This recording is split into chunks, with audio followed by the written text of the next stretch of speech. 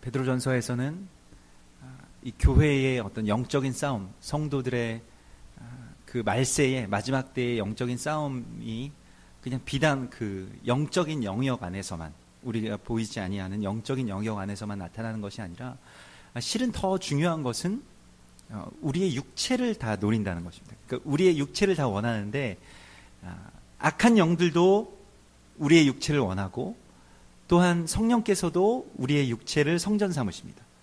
그래서 먼저는 사실은 악한 영들이 우리를 원하는 이유는 우리를 좋아해서 원하는 것이 아니라 성령께서 우리를 성전 삼으시는 것을 막기 위해서죠.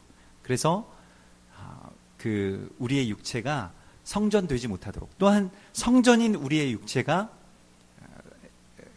성전이라고 한다면 그리스도 예수의 몸과 같은 것이고 예수의 신부와 같은 것인데, 그것이 회파되도록 하는 것, 그 성전을 무너뜨리는 것이 그 사단의 일입니다. 왜냐하면 성전이 있고 그 우리가 성전이 되어서, 또한 우리가 그러한 거룩한 그 연합의 교회가 되어서 그리스도의 신부가 되면 그것이 아주 완전한 한 사람을 이루게 되고, 또한 교회가 그러한 한 세 사람을 잉태하게 되면 마귀의 역사가 그치기 때문에, 마귀는 항상 가장 작은 단위인 우리의 몸을 원하죠.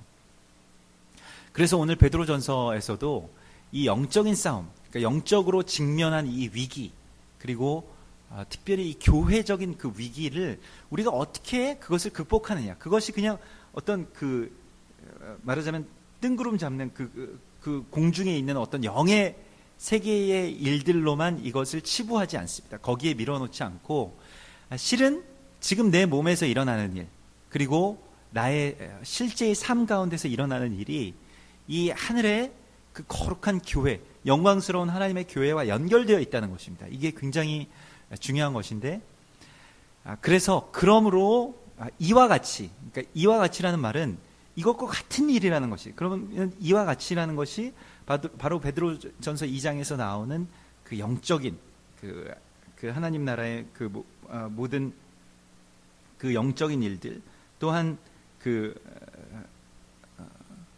교회의 그 위기를 이기는 방법들에 대해서 더 구체적으로 말하고 있는데, 아내들에게 말하고 있습니다. 자기 남편에게 순종하라.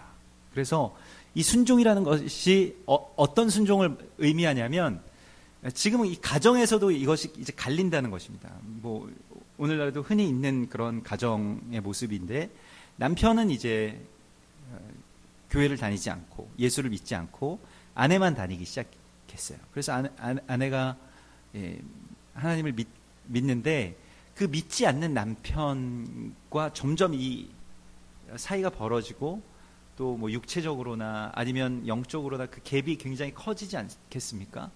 그 남편은 뭐 이해할 수가 없고, 전혀 모르는 세계의 이야기와 그런 삶을 이제 아내가 살아가기 시작하는 것에 대해서 더 갈등이 깊어질 터인데, 그때에 지금 믿지 않는, 말씀을 순종하지 않는 남편이라고 할지라도 그 남편을 무시하기보다는, 또한 그 남편을 덜 떨어진 사람으로 보기보다는 그 남편에게 순종하라는 것입니다. 그래서 아내의 행실로 말미암아서 구원을 얻게 하라. 이 베드로전서의 어떤 그 한 삶의 그 기조는 무엇이냐면, 우리의 행실 자체가 구원의 메시지가 되는 것입니다. 그래서 아내가 예수 믿더니 정말 좋아졌다. 그것은 교회의 기준에서가 아닙니다. 남편의 기준에서. 아내가 예수 믿더니 정말 달라졌다. 예전에는 막 화를 냈을 만한 일들을 이제 화내지 않고, 또 그렇게 거룩하게 아이들에게나 또 가정에나 참으로 현숙한 여인으로 변해가는 것을 보면서, 또한 남편이 그것 때문에라도 그 구원을 받을 수 있도록 하라는 것입니다. 그래서 너희의 그 정결한 행실, 또 두려워하는 행실, 그 하나님을 경외하는 그런 삶을 가장 먼저 보는 사람이 누구냐면 자신의 배우자이겠죠. 배우자가 그 삶을 보고 변화되지 못한다면 사실은 나아갈 길이 멀다는 것입니다. 그리고 그 교회의 완전함으로 가지 못하는데, 그러나 그것이 뭐 마음의 뜻대로 되는 것은 아닙니다만은, 오늘 이 베드로전서에서 주님께서는 우리에게 말씀하십니다. 신부가 그 단장을 하는 것은 뭐 금을 차고 아름다운 옷을 입는 외모로 하지 않고 오직 마음에 숨은 사람을 온유하고 안정한 심령에 썩지 아니할 것으로 하라. 이는 하나님 앞에 값진 것이냐. 이것이 중요한데요. 우리 안에, 우리 내면 안에 숨은 사람을 단장하라는 것입니다. 숨은 사람은 영혼이죠. 그래서 그것이 무엇으로 드러나냐면 나의 얼굴로 드러나게 됩니다. 그래서 실제로 우리가 앉아서 뭐 예배당 안에서든 세상 안에서든 사람을 보면 사람의 얼굴이 다 다르죠. 뭐 얼굴이 다 다른 것은 당연한 것입니다만은 그 내면에 있는 그 영혼이 그 육체에 영향을 반드시 주게 되어 있습니다. 그래서 영혼이 맑지 않은 사람이 외모만 뭐 말하자면 뭐 수술을 받고 뭐 가꾸고 해서 아름답게 한다고 해도 그 아름다움을 느끼기가 어렵습니다. 평안하지가 않죠. 외모 가장 아름다운 사람이 가장 평안하다면 그러면 우리가 다 성형외과로 가야 될 것이지만 그렇지 아니하고 지금 그 내면에서 나오는 그 아름다움, 그 내면에서 우러나오는 그 참된 그 아름다움으로 단장을 하라는 것입니다. 그래서 에스더서 2장을 보면 에스더가 그 왕후로 뽑힐 때 각 도에서 그 바벨론의 각 도에서 그 정말 아름다운 그 처녀들을 다 불러다가 왕궁에서 이제 단장을 시키는데 그 다른 처녀들은 자신들을 그래도 어떻게든 뭐 말하자면 그 미인 대회 같은 것이잖아요. 그래서 어떻게든 왕에게 어필하기 위해서 자신들을 뭐 가꾸는 것을 막 그 자신들의 어떤 그 뭐 있는 것 없는 것 다 동원해서 가꾸고 뭐 단장하고 하는데 에스더는 그저 말하자면 그 주최 측에서 나눠준 것 가지고만 단장을 했다라고 그 성경이 쓰고 있습니다. 그 뭘 말씀하는 것이냐면 그 내면 가운데 정말로 그가 뭔가 자기의 그 외적인 것을 단장하는데 힘을 쏟지 않고 에스더를 돋보이게 했던 것, 에스더를 왕 앞에서 그 수많은 그 여인들 앞에서 돋보이게 했던 것이 무엇이냐면 그 안에 있는 아름다움, 그 안에 있는 속사람의 아름다움이 그것이 표출되었기 때문에 이 세상에서 볼 수 없는 참된 그 아름다움이 그 안에서 나왔다는 것입니다. 이것이 또한 오늘날의 그리스도 예수의 신부인 그리스도 예수의 아내된 우리들에게, 교회에게 하시는 말씀입니다. 그러니까 교회가 바깥의 건물, 뭐 인테리어도 마찬가지고요. 예. 그걸 아름답게 해서 거기에서 무엇인가 나온다고 한다면 교회를 점점 더 뭐 아름답게 가꾸고 뭔가를 해야 되겠죠. 물론 교회가 그 하나님께 예배드리는 집으로서 뭐 정결하고 깨끗한 해야 되는 것은 맞겠지만은 그러나 그것으로 단장하지 말고 그 안에 속에 있는 것으로 단장하라. 그것이 주님의 말씀입니다. 그래서 또한 자기를 단장하는 것에 대해서 말씀하는 것이 5절에 보면 남편에게 순종함으로 자기를 단장한다. 그러니까 교회가 그리스도가 보시기에 가장 아름다운 모습이 되는 것은 무엇일까요? 주님께 순종하는 것입니다. 남편이신 예수 그리스도께 순복하는 것입니다. 그 말씀 그대로 우리가 살아가는 것입니다. 거기에 교회의 아름다움이 있고 또 신부의 아름다움이 있는 것입니다. 아무리 아름답다 한들 그가 뭐 안에 내면에 악한 마음을 품고 있고 또 말도 악하게 한다면 그것은 아무것도 되지 않을 것입니다. 그래서 그런데 그 단위가 이제 교회에 있고 또한 우리의 삶 가운데 있고 또 아내된 자들에게는 그 가정에 그 단위가 있다는 것입니다. 그래서 거기에서부터 그게 다 연결되는 것이죠. 그 성경에 나오는 이야기들은 이것이 뭐 말하자면 우리가 생각하는 네트워크는 여기에 어떤 한 지점이 있고 여기 한 지점이 있어서 뭐 여기 어떤 선으로 연결된다라는 것이 우리 네트워크라고 생각을 하는데 성경의 네트워크는 그런 것이 아니라 나선형으로 가정에서 일어나는 일이 교회에서 일어나고 교회에서 일어나는 일이 전체 우리 국가의 교회, 민족의 교회 안에서 일어나고 또 그것이 전 열방의 교회 안에서 일어나게 된다는 것이죠. 그래서 그 일들과 지금 이 일이 분리되는 것이 아니라 다 서로 영향을 주고받는다는 것입니다.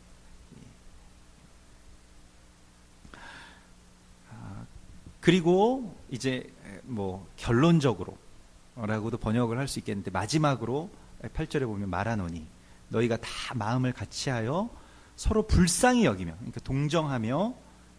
근데 여기서는 다 이것이 이제 그 헬라어 원문을 보면 다 공감한다라는 뜻이 있습니다. 그러니까 마음을 같이 한다는 것이 동정한다는 것과 같은 것이죠. 말하자면 영어로는 이제 sympathy가 같이 공감한다는 것인데, 대부분의 어떤 살인자들이나 사이코패스들이나 연쇄살인범들을 보면 공감 능력이 아주 현저하게 떨어지죠. 왜 공감 능력이 떨어질까요? 공감 능력이 떨어지기 때문에 상대가 아파하면서 죽어가도 그것을 내가 전혀 느끼지 못해요. 근데 실제로 우리가 정말로 사랑하는 사람이 아프면 내 몸이 찌릿찌릿합니다. 그러니까 만약에 나의 아이가 어디 팍 가다가 길에 팍 넘어지는 것을 볼 때 내가 그 아픔을, 실제 아픔을 느끼지는 못하지만 심지어는 느끼는 경우도 있는데, 그게 막 나한테 너무 심각하게 전이가 된다는 것이죠. 공감이 된다는 것이죠. 그러면 이 공감 능력은 어디에서부터 출발할까요? 보통 그런 공감 능력이 없는 사이코패스들을 보면 어린 시절에 사랑을 받지 못한 경우가 대부분입니다. 거의 대부분 어린 시절에 사랑을 받지 못하는 것이 공감 능력과 아주 직결돼요. 마음을 같이 한다는 것은 무엇일까요? 이것은 이제 내가 하나님으로부터 받은 그 사랑이 나에게서 넘쳐나기 때문에 그것으로 공감이 되는 것입니다. 내 안에 어린 시절에 받은 사랑이 얼마나 되든 그것과 지금 이것 상관이 없어요. 하나님이 지금 나에게 주시는 사랑이 내 안에서 넘쳐난 바 되기 때문에 거기에서 사람들과 공감하는 것입니다. 예전에 저희 아버지가 작은 사업을 하실 때 그때 이제 같이 그 사업을 도우면서 일했던 한 청년 형님이 있었습니다. 그분의 이름이 이제 도마라는 이름을 가지고 있었는데, 어린 시절에 그냥 아기 때 고아원에 버려져서 아기 때부터 그냥 고아원에 살았어요. 그런데 여기 이제 성남 쪽에서 이제 살면서 화초들을 가꾸는 그런 식물원에서 이제 일을 했는데, 참 화초들을 정말 자기의 사랑을 다 해서 화초들을 가꿉니다. 그러니까 그냥 이걸 팔아야 되기 때문에 하는 게 아니라 정말로 사랑해서 화초들을 가까요. 그래서 절대 화초들이 죽거나 병들거나 하는 일이 없죠. 그 형님이 하면. 그런데 어린 시절에 사랑을 받지 못했지만 하나님의 사랑을 체험했어요. 그분이. 그래서 아주 성남에 아주 오랜 옛날부터 살았기 때문에, 거기 말하자면 원주민인데, 거기가 이제 분당권이 이제 개발되면서 자신이 살던 집에서 이제 철거 당하게 됐는데, 그 살던 곳, 자기 가꾸던 그런 것들도 있기 때문에 땅이 꽤 넓게 있었고, 어떤 그런 말하자면 보상을 받게 된 것입니다. 근데 그 보상을 받은 그 땅, 그러니까 좀 분당에서 이제 밀려서 성남 쪽으로 이주해서 살게 되는 그 땅에서 사실은 어떻게 보면 유일한 재산인데, 그거를 다 교회에다가 그 땅을 내놨어요. 어려운 교회, 아주 개척교회 아주 어려운 교회인데, 그 땅을 내놨습니다. 땅을 내놓고 그 교회를 짓도록 했어요. 그래서 교회가 지금도 성남에 모란시장 가다 보면 그 교회가 하나 있는데, 그래서 그 교회 말하자면 그 교회를 세운 거죠. 그래서 그 교회 아주 젊고 결혼도 안 했지만 그 교회 장로입니다. 그리고 항상 돈 벌어서 이렇게 가지고 있으면 저금하고 그렇게 그냥 성실하게 살아가다 보면, 예전에 고아원 친구들이 와서 어렵다고 돈 좀 빌려달라고 그러면 항상 자기 있는 걸 다 그냥 빌려주고 자기는 아무것도 없고 항상 그런 식으로 살아가요. 그래서 저희 아버지가 그러지 말라고, 어떻게 갚지도 않을 거 걔네들을 그렇게 믿고 그런 걸 빌려주냐, 너도 살아야 되고 돈도 벌고 장가도 가야 되지 않느냐 하는데 그 안에 넘치는 그 사랑 때문에 그것을 어떻게 할 수가 없는 거예요. 그런데 그분을 자세히 보면 사랑을 많이 받으면서 자라고 자기만 아는 사람보다 훨씬 더 귀한 삶을 살고 있더라는 것입니다. 왜 그렇게 살까요? 어떻게 그렇게 살 수 있을까요? 하나님 만났기 때문입니다. 그래서 자기가 어린 시절에 그 기독교 고아원에서 살면서 이름도 그냥 도마라고 붙여주고, 그리고 그래도 예수님을 끝까지 생각하고, 또 그 도마라는 인물이 뭐 성경에서 좋은 그런 제자의 이름 중에 하나는 아닙니다만은, 그렇게 뭐 끝까지 의심하는 도마라고 그렇게 나와 있습니다만, 그래도 인도에서 순교했던 그런 끝까지 충성했던 그런 도마의 모습 항상 생각하면서 자기 살아간다고, 그렇게 성실하게 또 그렇게 사랑 많게 자기 걸 다 주면서 살아가는 사람도 있더라는 것입니다. 꼭 우리가 무슨 뭐 가정에서 뭘 받아야, 누군가에게 받아야 주고 이런 것이 아닙니다. 그것은 사실은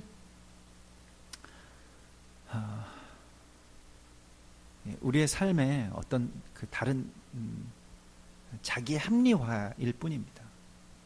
주님께서는 그것을 다 상쇄하고도 남을 만한 사랑을 우리에게 주셨고 지금도 주고 계시죠. 그 사랑 때문에 우리가 살아갈 수 있는 것입니다. 그러므로 오늘 악을 악으로 욕을 욕으로 갚지 말고 도리어 복을 빌라. 이를 위하여 너희가 부르심을 받았으니 이는 복을 이어받게 하려 하심이라. 우리가 이 세상 가운데서 사는 이유, 지금 우리가 죽어서 천국 가는 것이 더 좋은 일이잖아요. 말하자면 우리가 이 세상에서 뭐 살아갈 필요가 뭐가 있습니까? 뭐 돈을 벌면 뭐 할 것이고, 뭘 하면 뭐 할 거예요. 그냥 주님 나라 가서 주님과 함께 있는 것이 더 좋은데, 우리가 지금 이 세상에 부르심을 받은 이유가 있는데, 그것은 무엇이냐면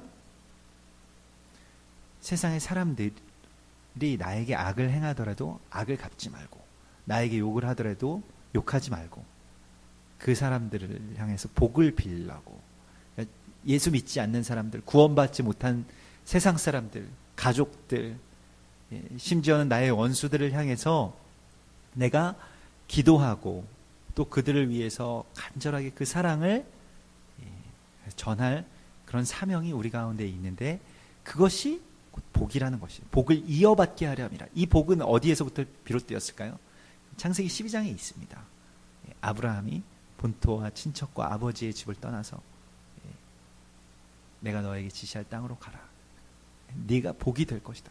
세상의 모든 백성들이 너로 말미암아서 복을 받게 될 것이라고 하는 그 복을 우리가 이어받는 것은 아브라함의 호적에 우리가 들어갈 수 있는 것도 아니고, 뭐 우리가 등록 교인이 되면 그러면 자연스럽게 뭐 아브라함의 그런 백성 가운데로 들어갈 수 있는 것이 아니라, 이 복을 이어받는 것, 이 복을 유업으로 받는 것은 바로 우리의 원수들을 향해서, 우리를 핍박하는 자들을 향해서 기도하고 또 선포할 때, 또 그들을 위해서 정말로 우리의 사랑을 전할 때에 거기에 복이 있다는 것입니다. 그래서 시편 36편 13절에서 그 다윗이 내가 나를 박해하고 나를 잡아서 죽이려고 하는 원수들이 병들었다 하는 소식을 들었을 때에 굵은 베옷을 입으며 금식하여 내 영혼을 괴롭게 하였다라고 나오고 있습니다. 그러니까 자기 가족이 병들은 것도 아니고, 자기가 사랑하는 사람이 병들은 것도 아니고, 자기를 정말 싫어했던 사람, 그러니까 뭐 다윗은 그 사람을 싫어하지 않았겠습니다만, 나를 정말 싫어하고 내가 죽는 걸 바라왔던 그 사람을 위해서 내가 기도하고 금식하였더니 그 기도가 내 품으로 돌아왔도다. 그 기도가 그에게 이루어지진 않았습니다만은, 그 병이 낫지 않았습니다만은, 그의 병이 낫지 않았습니다만은, 그러나 그 기도가 그냥 소멸되지 않고 다시 나에게 돌아갔다는 것입니다. 이게 복인 것입니다. 복이라는 것은 그러므로 복받을 기회는 어디에 있을까요? 나를 미워하는 사람들, 또 나에게 악을 행한 사람들이 있다는 것 자체가 내가 복을 받을 수 있는 기회라는 것입니다. 그를 위해서 기도하고, 그가 정말로 주님 안에서 거듭날 수 있도록, 또 정말 바로 설 수 있도록 기도하면, 그러면 어떻게 될까요?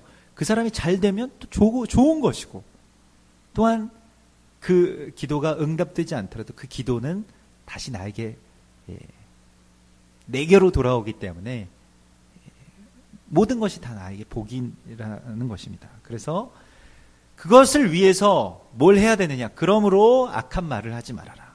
그러므로 욕을 하지 말아라. 축복의 말을 하라. 하고 말씀하고 있습니다. 그래서 너희가 열심으로 선을 행하더라도 너희를 핍박하는 자들이 있어도 근심하지 말고 항상 온유한 마음을 가지고 항상 선한 말을 하고 항상 믿지 않는 사람들을 위해서 그렇게 살아가라 하고 주님께서 말씀하고 있습니다.